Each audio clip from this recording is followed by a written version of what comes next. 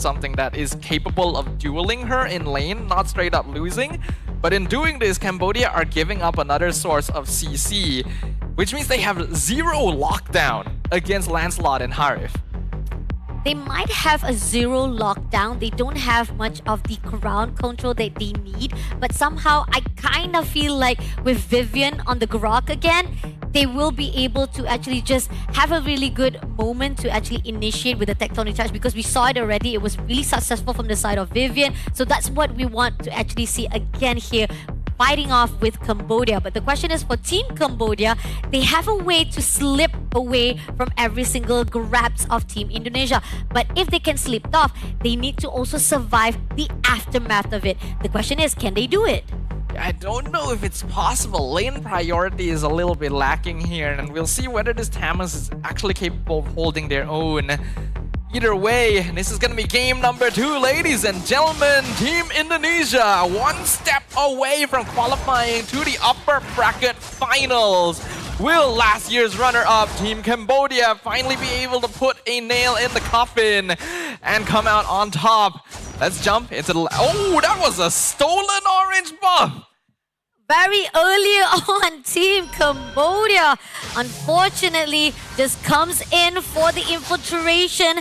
But is it going to be enough though? So far, we are seeing that Team Cambodia making sure that they have a faster rotation to fight off with Team Indonesia. But Indonesia somehow making sure that they don't have much worry. Like you talked about how laning phase-wise, they can handle by themselves. They don't need to worry much. Solo individual fights can be done on their own. The question is, Cambodia, they're pressuring much and much time again. Roy being able to steal that first buff is actually huge right here, forcing out a red V now onto the purple just to make sure it isn't stolen again. But it means that Vival is going to be half a level behind Tegami for the first turtle.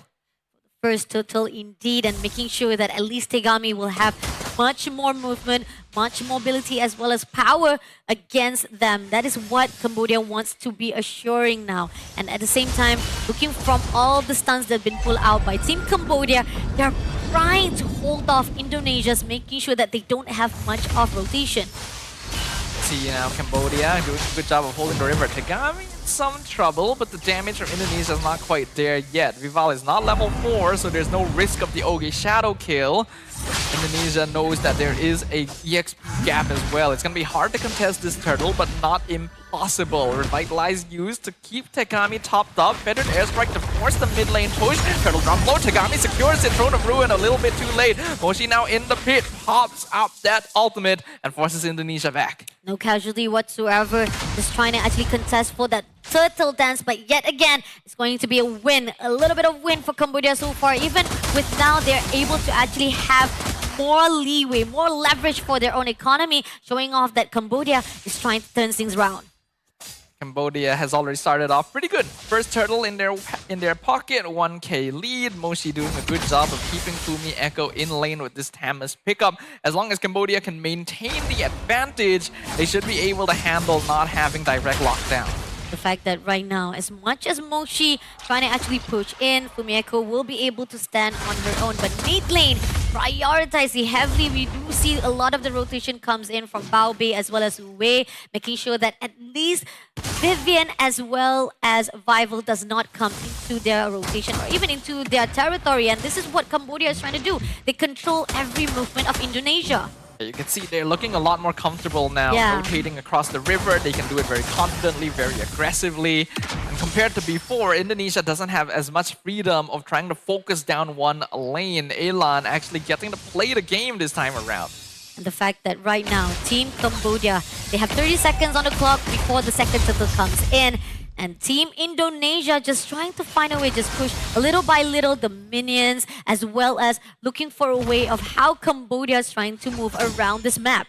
And Indonesia is going to need to play defense now. Their early game isn't particularly strong in the first place. It's just mainly lane priority. And because Vival was put behind, it's going to be hard for them to go for direct 5v5 contestation now that Elan is actually having a score on the board as well. They'll probably want to give up mostly on turtle contests and wait until the mid-game when they have some items. And looking for a way to just let off the objectives on the side of Cambodia and finding a way so that they can actually level it things with the team of Cambodia. But now, starting off right now with the Moshi trying to push into Vivian as well. But Fumieko comes through! Throne of Ruin into the tectonic charge. Tagami in trouble, actually goes down. Meanwhile, steals the turtle away. Fumieko picks up first blood on the landslide, but now Fumieko in a little bit of trouble. Going to be able to Crimson Gleam out of there. Indonesia turns it around. Turns it around indeed. Great initiation coming out from Fumieko with that Throne of Ruins to a point that they were able to actually guard out, control the movement of Cambodia, and get the turtle for themselves. But Bobby! Flicker forward, darkening blasts right into the face of the Granger, goes down, and now they're aiming for Uwe as well, surrounded by 3 members of Team Indonesia. Have to use the AOG just to escape. Just to escape using the ulti. A lot of resources just to survive it out. Cambodia started out really good to control the movement of Indonesia. Now they're losing much of their weight.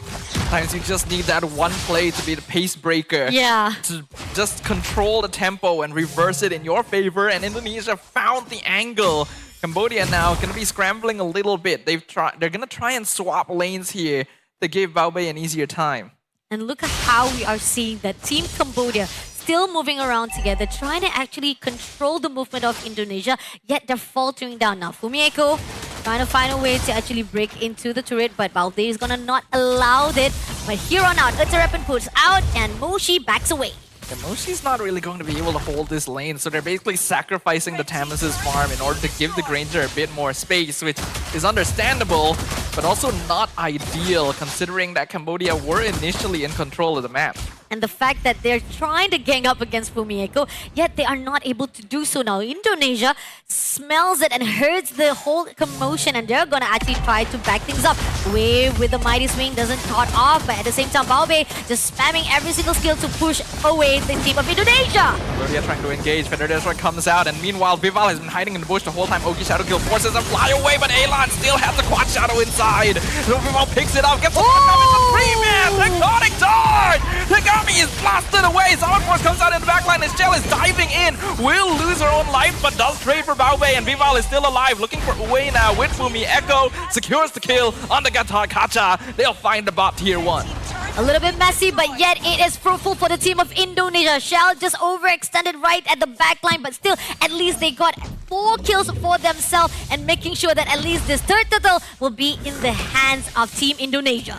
So quickly, the game has reversed entirely. I do respect the attempt by Cambodia. For a moment, it did seem like they might be able to initiate, but they just didn't have enough information on the map, completely forgetting that Vival could be hiding anywhere before popping that feathered airstrike. And when it comes down to these big team fights, Indonesia has the clear advantage.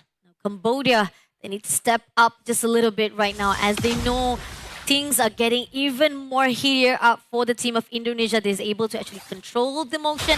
Started out really good with the stealing of the buff, but then now Tagami is caught off guard immediately, making that Team Cambodia can have a little bit of rupture in their own defending.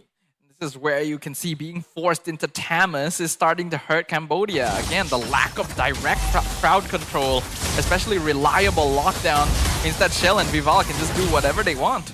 And the fact that Moshi couldn't even bear to survive that long with so much damage being put out by Shell itself shows how much of Tamos is barely scrapping to survive for that front line. And that's what they need for Team Cambodia right now. So much of those front line that was supposed to be the defend champions ended up in the favor of Indonesia, just breaking down one wall after another. We could tell that with the composure they're showing, Team Indonesia was already prepared for this likelihood even before the game started. They were aware that their early game might not go as smoothly, but once the mid-game rolls around, team fights become so easy for them.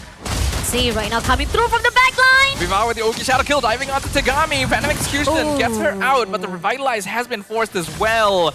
Many cooldowns spent on Cambodia. A lot of cooldowns been spent off, and the fact that at least Vival was able to actually go in for the backline, and it kind of opens a way for them to just shut down another turret in the hands of Team Indonesia.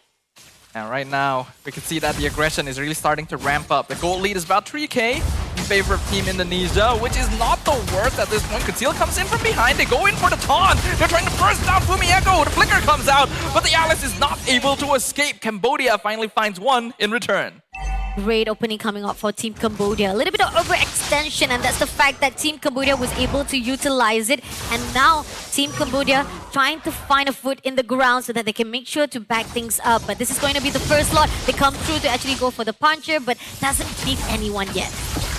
The Vival also stole the purple buff away from Tegami earlier, so the Lancelot doesn't have it available. Despite that, Cambodia is still attempting to push this Lord down.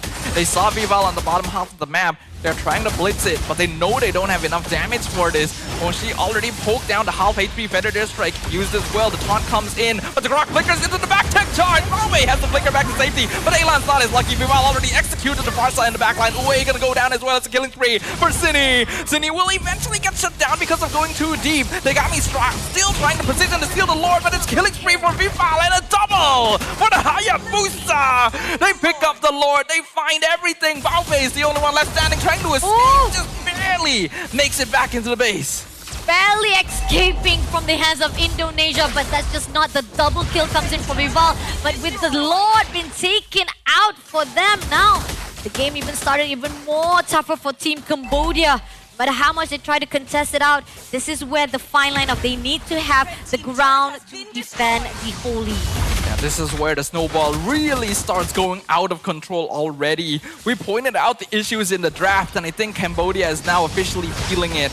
It is only the first Lord of the game, and they do still have holy defenses standing, but Indonesia is splitting up their forces well. We can see that the top inhibitor is already being taken out by Vival, and the bottom one is taking some poke damage from the Lord as well.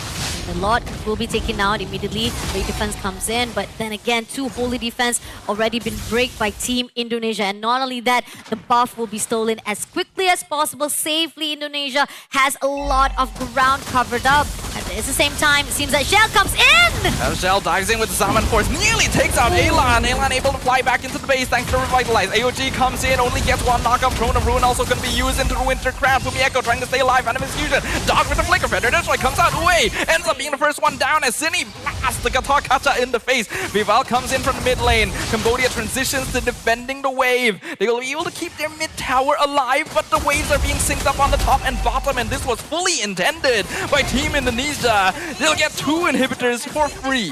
So much of the investment was done by Team Cambodia. Even when the fight that comes in with the Feather Airstrike, yet it was not going to be enough to shut down Indonesia's team. They survived it out and they back off very safely to a point that Cambodia was just only able to defend out.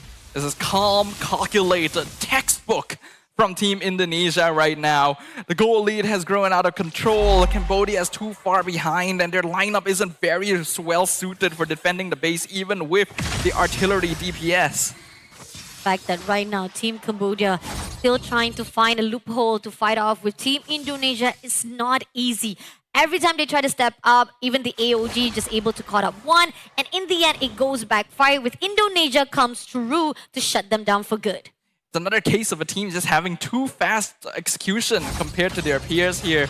The moment that Cambodia is ready to react, Indonesia is already on the next step of their plans. And the fact that right now, coming along with the lot, 20 seconds on the clock, might actually be contested out by Team Indonesia, just trying to actually zone out, and their Earthen Weapon just kind of actually pulled out way, but they're going in for the dive. A little bit of execution comes through to Baobei, but it's only just to push Team Cambodia back into their baseline. Baobei got lucky there that the Ogi Shadow kill bounced the minion wave. Otherwise, the Granger was almost 100% dead. So Cambodia can thank their lucky stars about that one. They still have all 5 members standing, but I don't think they are capable of contesting this Lord. They still try. Moshi's providing vision. The rest of them are coming through with the conceal, but they're all funneling into a single area, and you know that that's exactly what Vivian is waiting for. Looking from the side of Tegami, trying to find a way to actually clear out the minion wave. Can actually go in for the backline to open up the door to fight off. But here, Uwe, as much as possible, just giving up the blood, giving up all the defense from the side of Cambodia is still not enough. But Azurban comes in with a Texas behind the wall! Catches the backline! Vivian! That is way too much! It's already a double kill for Sini. Cambodia is getting run over. It is an absolute steamrolling from the side of Team Indonesia. Triple kill for Sini on the Lunox. Tegami trying her best to hold on, but it is a 1v5 and it is a monster kill for Vival. The defending champions of WEC make their presence. Saya lagi di rumah deh guys. Jangan lupa like, comment, and subscribe.